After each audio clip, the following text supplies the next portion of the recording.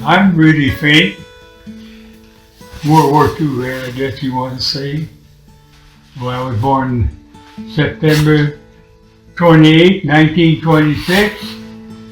I've been all my life in Tillamook, except for 2 years of service. And then I know I would never want to leave Tillamook. I was in 1944 when they were going to draft 18-year-olds. And a month before the draft, I joined the Navy. I didn't want to go in the Army. They did foxholes. I got enough fence posts when I was a kid here in the farm. So, it's kind of interesting. You leave Tillamook with the 4,000 people, a lot of them go to a strange country. Never been in that kind of environment. You did within the military. It's altogether different than being a kid in high school. Amazing, I look at pictures I have now. I think there's only one World War II vet I was in school with left. This kind of interesting. I just got a friend of mine passed away 2 months ago. But now there's only one beside me. Hard to imagine. My job is, I went in the Navy and didn't know what I was going to do. And went out of boot camp in South San Diego. They were shipped out of Port Miami. And we had the guy, and I don't know, we got acquainted some people in the shop line, and he said, they asked me, why don't you be a photographer? He was the chief petty officer in the photography. And I said, boy, that might sound pretty good. So I went overseas the 1st of January, and when I ended up we ended up in Pearl Harbor. We had to stay overnight outside because of the submarine deck.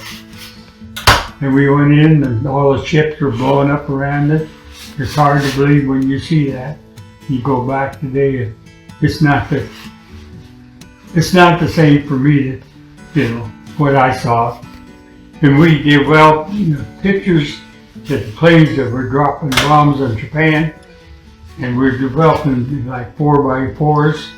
We didn't know it was top secret. And they said, keep your mouth shut, don't you say anything.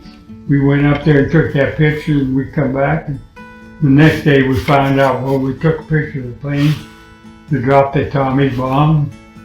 Then we developed pictures for the planes that took cameras in the wings of the bombing and all the destruction. This was, for me, a farm boy, it was altogether different environment what you see in pictures and what you live in, what people live around you on the island. I got $10 2 weeks, and I got $11 the second 2 weeks, and no place to spend the money. Being a photographer in World War II is kind of interesting.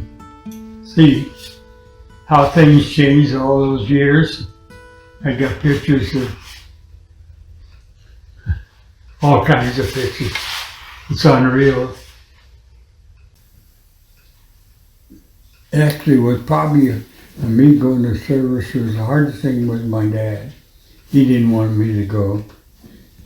But the thing is, you gotta help yourself. When you go to service, you got 2 years to know what you might want to do and focus on the future and try to move ahead, try to help yourself. And I think that's the biggest part. Just, the thing is, I want to better my folks, and I have got that. And I want my kids to have a better actually than I did. And you know what? And I think we done that. I think every young person should go to service for 2 years.